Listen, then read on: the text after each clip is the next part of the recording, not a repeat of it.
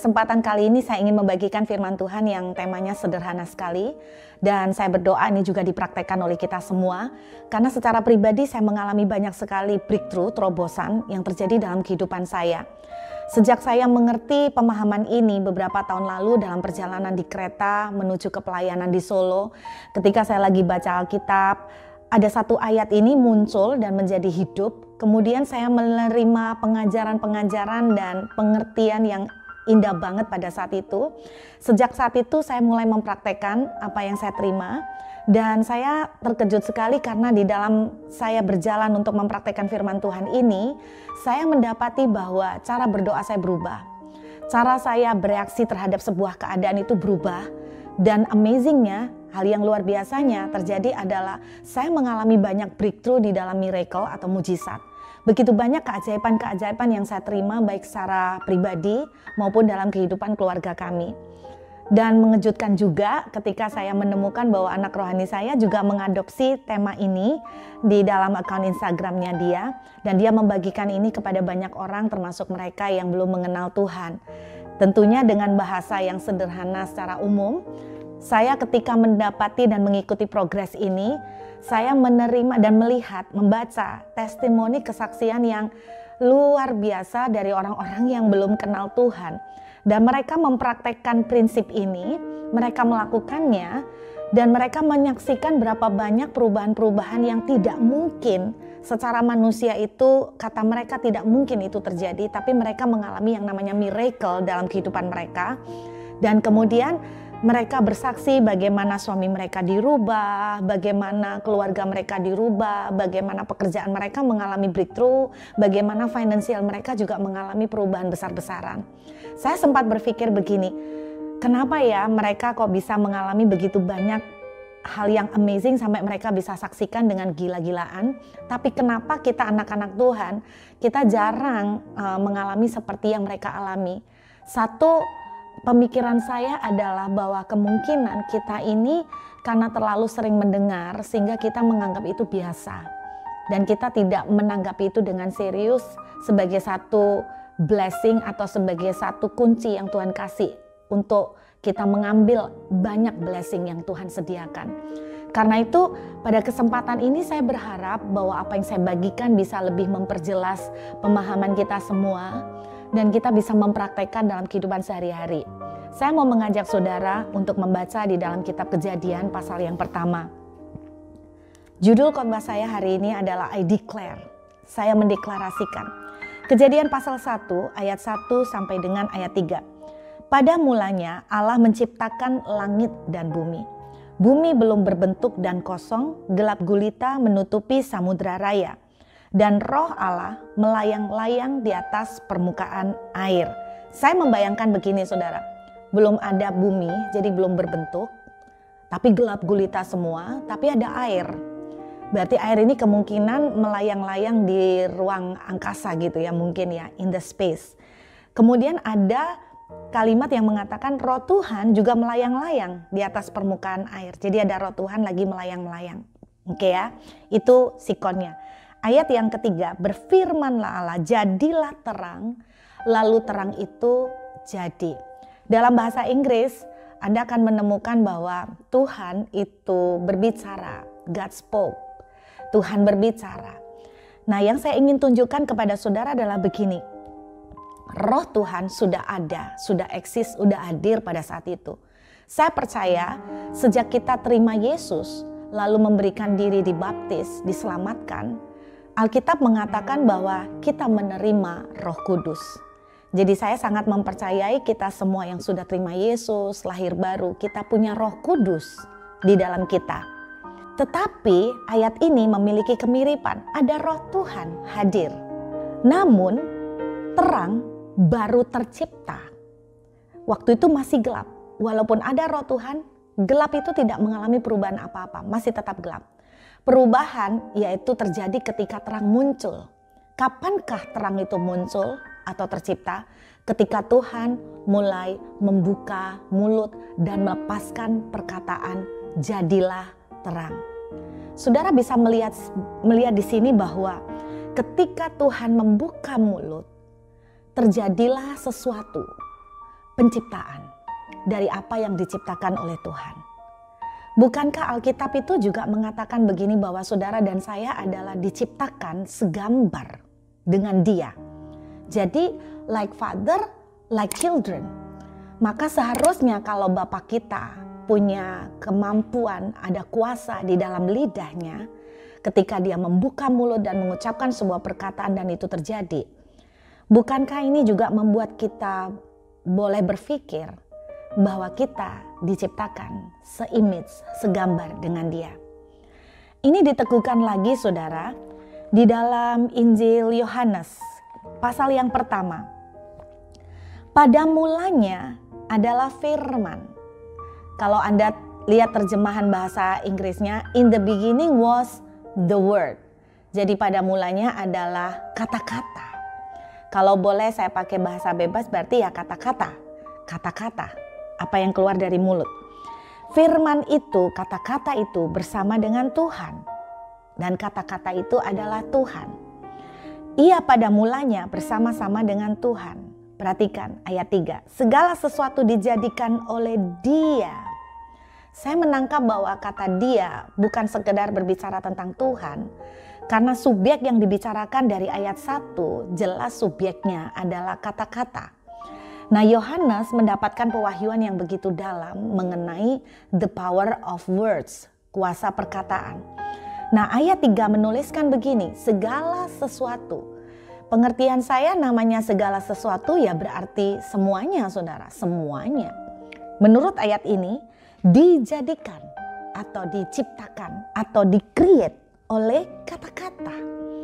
Dan tanpa kata-kata tidak ada suatu pun yang telah jadi dari yang segala yang telah dijadikan. Jadi semua yang saudara amatin sekarang menurut ayat ini tidak ada sesuatu apapun yang terjadi kalau tidak dijadikan oleh kata-kata.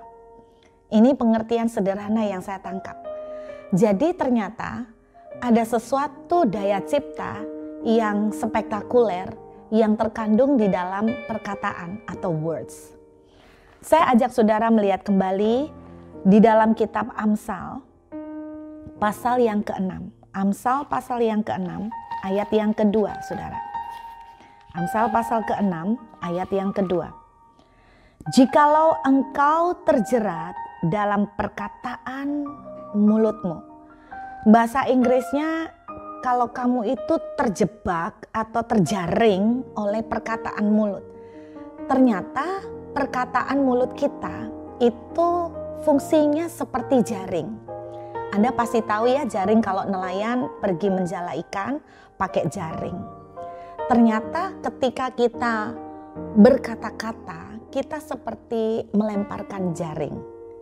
Sama seperti jaring saudara ya. Kalau kita melemparkan jaring atau jala kita di lautan lepas, maka potensi yang kita punya, kita mendapatkan kesempatan untuk bisa mendapatkan ikan besar-besar. Kalau saudara melepaskan jaring, katakan di rawa-rawa, ya kemungkinan yang kita dapatkan ya ikan yang hidup di rawa-rawa. Termasuk di dalamnya juga kita ada kemungkinan mendapatkan kodok. Termasuk kemungkinan juga kita mendapatkan ular. Ya apa yang ada di rawa-rawa. Kalau kita melemparkan jaring ke kebun belakang, rumput-rumputan dan tanaman, maka yang kita ambil ketika jaring itu kita tarik, yang kita dapatkan ya daun-daunan atau bunga-bunga yang ada di kebun yang ikut ke jaring. Intinya kata-kata dideskripsikan, digambarkan seperti jaring. Kalau saudara melepaskan kata-kata itu di tempat rawa-rawa, maka yang Anda terima adalah ular, kodok, sama seperti ucapan kita. Saudara, terang itu baru terjadi ketika Tuhan membuka mulut dan berkata jadilah terang. Ada daya cipta terjadi setelah Tuhan membuka mulut. Dengan kata lain, walaupun ada roh Tuhan tinggal di dalam saudara dan saya, kalau kita tidak berkata, jadilah sembuh, aku diberkati, aku sehat, maka saudara tidak akan melihat sebuah perubahan terjadi. Saudara tidak akan melihat itu. Berapa banyak yang saudara lepaskan perkataan, itu yang saudara akan terima. Ketika saudara melepaskan kata-kata yang negatif, saudara sedang melepaskan jaring kata-kata negatif, maka ketika itu kembali kepada saudara, maka yang kembali kepada saudara adalah kata-kata negatif. Ketika saudara melepaskan jala kata-kata positif, aku sehat, aku sembuh, aku diberkati, maka saudara akan menarik jaring itu. Dan yang kembali kepada saudara adalah panenan dari apa yang saudara lepaskan. Alkitab bilang begini saudara, hidup dan mati dikuasai oleh lidah. Siapa suka menggemakan akan memakan buahnya. Jadi siapa yang sering memperkatakan kemana jaring saudara-saudara lepaskan, maka itu yang akan saudara nikmati panenannya. Yohanes pasal 1 tadi menceritakan begini, segala sesuatu yang telah jadi itu dijadikan dari kata-kata. Kok bisa? Saya ingat sebuah cerita begini saudara. Ada seorang ibu yang sharing sama saya, anak dia pada waktu itu sudah SMA 1. Nah dia cerita ketika SMP, anaknya ini mengalami problem yaitu mensnya itu tidak pernah berhenti. Dalam arti biasanya orang mens 5 hari sampai 10 hari, terus kemudian berhenti, baru bulan depannya lagi seperti itu. Ini kebalik, jadi berhentinya cuma 5-10 hari, selebih itu isinya mens melulu. Dia udah periksa ke dokter cari tahu tidak ada kelainan apa-apa, dokter cuma bilang begini, ini masa puber, jadi pengaruh hormon. Nah namanya badannya anak perempuan itu beda-beda, jadi ini lumrah, normal, itu yang mamanya terima. Tetapi terus terang mamanya tetap merasa nggak sreg, ada something wrong gitu loh. Kenapa? Kalau terjadi kelainan hormon oke lah, 1-2 bulan. Tapi ini sudah terjadi sekian lama, setahun lebih saudara. Mamanya mulai berdoa, mamanya mulai meminta pertolongan Tuhan untuk menunjukkan kepada dia apa yang salah, kenapa ini terjadi. Satu kali ada seorang teman berkunjung ke rumah mereka, dan mereka mendapatkan satu pinjaman sebuah buku yang judulnya Berkat dan Kutuk. Kemudian dibacalah buku itu dan mamanya ini kaget karena di dalam buku itu ada diceritakan salah satu kesaksian yang persis sama dengan yang dialami oleh anaknya. Jadi orang ini juga mengalami mens itu tidak berhenti. Di dalam kesaksian itu diceritakan bahwa anak ini akhirnya konseling, kemudian mengalami doa pelepasan. Kenapa? Karena anaknya ini pernah mengucapkan sebuah perkataan di masa yang lalu yang akhirnya itu ternyata berbuah, ngefek, mempengaruhi pada kesehatan dia, yaitu mens terus menerus. Lalu kena cerita ini mamanya tuh langsung kaget, mamanya mulai mikir. Apa ada kata-kata ya yang kami ucapkan atau yang anakku ucapkan? Lalu dia mulai berbicara dengan anaknya, mereka mulai istilahnya diskusi.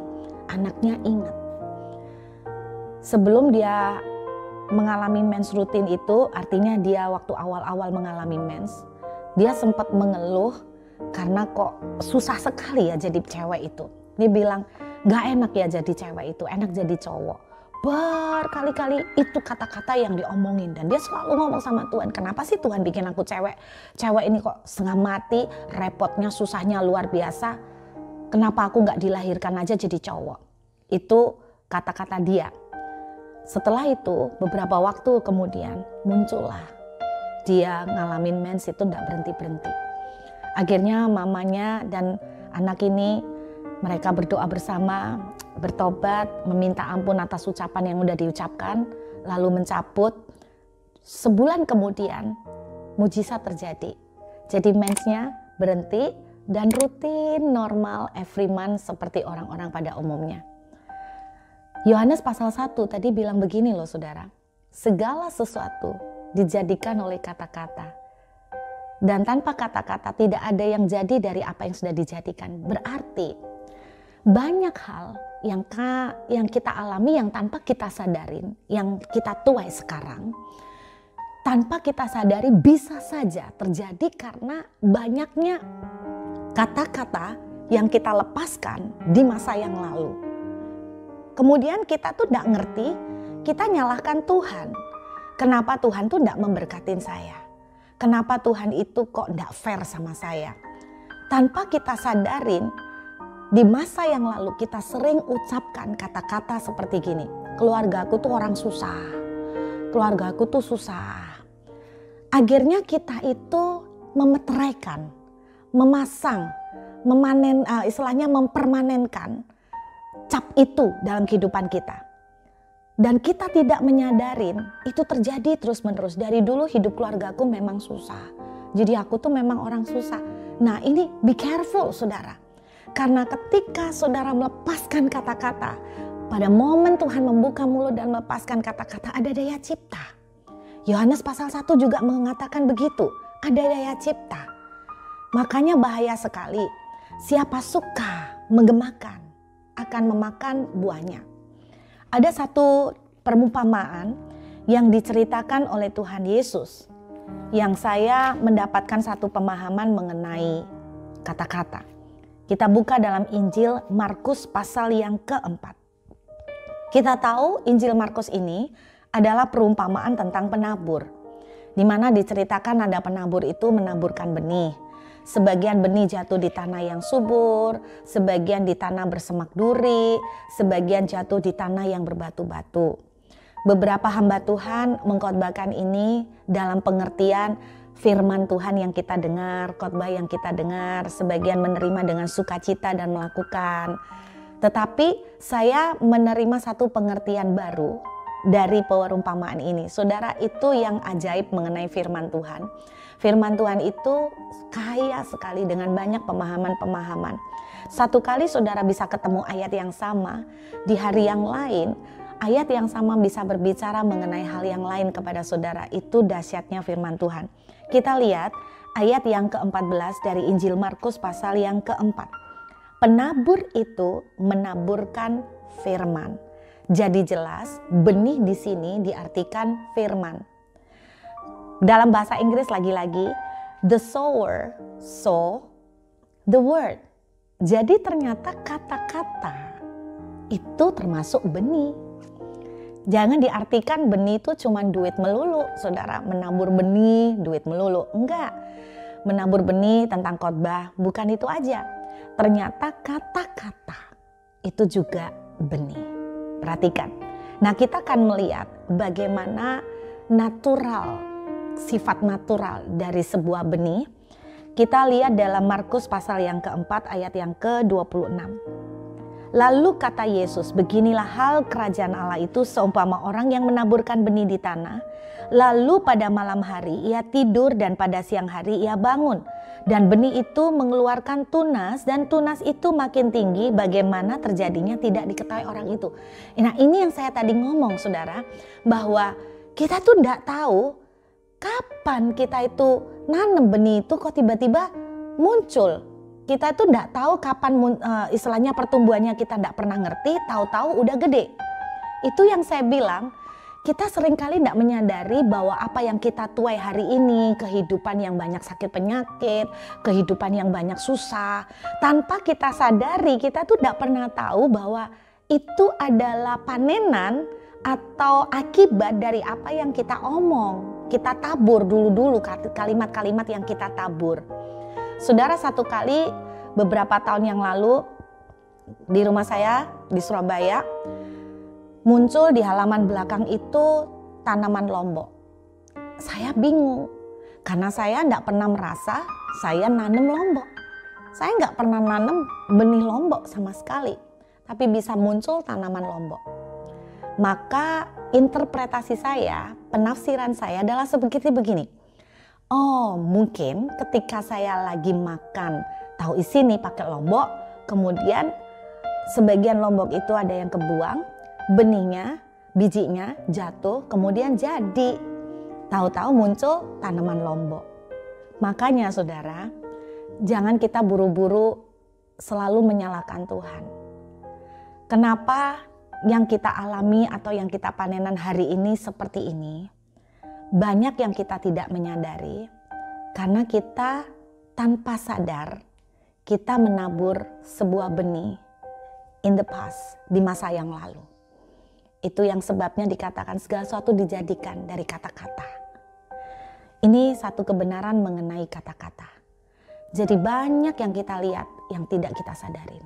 Ternyata punya koneksi yang kuat sekali dengan mulut kita. Yang banyak kita ngomong di waktu-waktu yang lalu. Kemudian kita lihat lagi. Natural dari benih. Ayat yang ke-28. Bumi dengan sendirinya mengeluarkan buah. Mula-mula tangkainya, lalu bulirnya, kemudian butir-butir yang penuh isinya dalam bulir itu. Jadi ada stepnya, prosesnya. Mulai dari bunga, kemudian sampai berbuah. Ini mengingatkan saya tentang natural dari sifat alami dari tanaman ya. Tanaman lombok itu cepat sekali untuk tumbuhnya dibandingkan tanaman serikaya. Tanaman kecamba, saudara tahu, lebih gampang lagi tumbuhnya dibandingkan tanaman lombok. Berarti setiap tanaman itu punya tenggang waktu sendiri. Saya mempercayai kenapa ada kata-kata kita yang belum berbuah.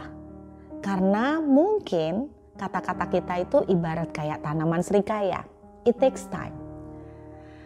Atau kenapa banyak kata-kata negatif yang lebih gampang, ada orang bilang begini, kenapa ya kok kata-kata negatif itu sering lebih gampang munculnya daripada, maksudnya itu lebih gampang jadinya daripada kata-kata yang positif. Mungkin karena kata-kata negatif itu ibarat kayak ilalang ya saudara ya. Ilalang itu gampang sekali tumbuhnya. Saudara bahkan tidak nanem pun tiba-tiba entah muncul dari mana, ilalang itu ada aja. Jadi intinya kata-kata itu kita belajar dari perumpamaan ini, kata-kata itu mempunyai daya cipta di dalamnya seperti yang Tuhan tunjukkan. Dan kedua, kata-kata itu ada tenggang waktu untuk bertumbuhnya. Mengingatkan hal seperti ini berarti begini, saudara dan saya harus belajar menggemakan kata-kata yang positif. Karena ada kata-kata positif yang saudara tabur, butuh waktu untuk itu berbuah. Kalau saudara mengucapkan kata-kata yang negatif, saudara akan menuai hal yang negatif. Makanya hari ini saudara, berhenti untuk melepaskan kata-kata negatif. Kenapa orang-orang itu atau keluarga kita yang kita lagi doain, itu kok tambah keras? Saudara dan saya tanpa sadar, kita sering bilang begini, anak saya tuh keras minta ampun. Suami saya tuh keras kayak beton. Susah dikasih tahu. Kalau sudah maunya apa, gak bakalan ada siapapun mau didengerin. Saudara, kita ngomong seperti ini berkali-kali. Ingat, siapa suka mengemakan akan memakan buahnya. Ada daya cipta. Walaupun ada roh Tuhan, kalau saudara mau terjadi terang, buka mulut dan katakan, jadilah terang. Kalau saudara mau melihat berkat, buka mulut dan katakan, aku diberkati. Kalau saudara melihat anak-anak yang mengasihi Tuhan, buka mulut dan katakan, anak-anakku mengasihi Tuhan. Tapi kalau saudara mau melihat anak-anak yang semakin keras, Anda akan katakan, anakku keras, anakku susah dikasih tahu, anakku nakal. Maka apa yang Anda buka mulut saudara dan Anda ucapkan, itu yang akan Anda terima. Amin saudara. Karena itu mengingatkan ini, be careful, hati-hati banget saudara. Bahaya sekali. Kenapa? Saya jadi sadar gini ya saudara, ngobrol-ngobrol soal kata-kata. Kenapa ya saudara orang bule itu ya, kalau masih remaja-remaja mukanya kayak udah lebih dari umurnya. Misalnya 15 tahun tapi kelihatan kayak 25. 16 tahun udah kayak 27. Tapi anehnya orang tuanya itu menurut saya rada awet. Rada awetnya itu gini, umurnya 80 tapi kayak 60. Seperti itu loh saudara. Jadi tuanya itu agak awet. Tapi kebalikan sama kita, orang-orang Asia nih ya kebanyakan. Kita anak-anak kecilnya, remajanya ya betul-betul kelihatan ngecilin gitu loh. Nggak kelihatan kayak 25, jarang banget. Tapi orang tuanya itu menurut saya lebih cepat tuanya. Jadi misalnya umurnya itu harusnya 60 tapi kelihatan kayak 70, umurnya 50 tapi kayak 60. Seperti itu saudara. Kenapa bisa terjadi seperti begini? Saya tuh mulai mikir, apa karena faktor makanan atau cuaca ya? Tapi kalau dibilang faktor makanan, kita juga suka makanan-makanan western.